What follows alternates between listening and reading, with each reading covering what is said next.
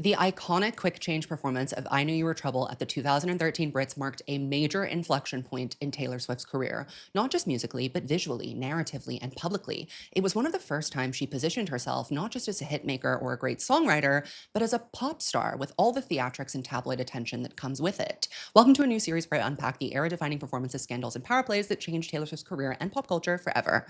We Are Never Ever Getting Back Together might have been the first reorientation in her sound, the official transition into pop, but in all of Taylor's pop singles, Trouble was maybe the one that landed the hardest, more sonically chaotic, more emotionally charged. That screeching dubstep drop wasn't just a quirky production choice, it was a signal flare. Pop in 2013 was knee-deep in its electronic experimentation era, and I Knew You Were Trouble slotted in perfectly, if unexpectedly.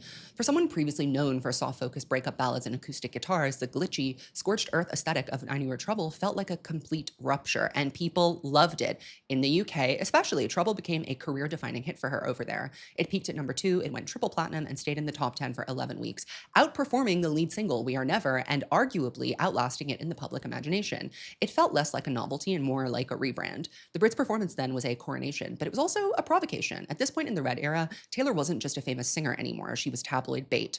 Her brief, very public romance with Harry Styles had just ended a few weeks prior, and he was seated in the audience that night. The press was breathless with speculation. Would they interact? Would she look at him? She opened the performance in a long, high-necked white gown, dramatic, virginal, almost bridal. The image was unmistakable, the good girl, the America's sweetheart archetype she'd been boxed into since her debut. But halfway through the song, she tore it off in one swift motion to reveal what was underneath: a black satin corset romper with sheer lace panels, gold baroque embroidery, and thigh-grazing shorts. Finished with knee-high lace-up velvet boots and flanked by masked dancers in masquerade gear, the look was theatrical, sensual, and borderline villain-coded. It wasn't subtle, and it wasn't supposed to be. The moment functioned as live-action metaphor. She literally shed the good girl image in front of a global audience. The gown wasn't just a costume, it was a costume of herself. Of the Taylor Swift the media thought they knew, what was underneath was sharper, sexier, and far more in control. You could call it her revenge dress moment, strutting in those boots with something to prove, not just to Harry or the UK or the press, but to the version of herself that she was really ready at this point to outgrow, the fairy tale princess.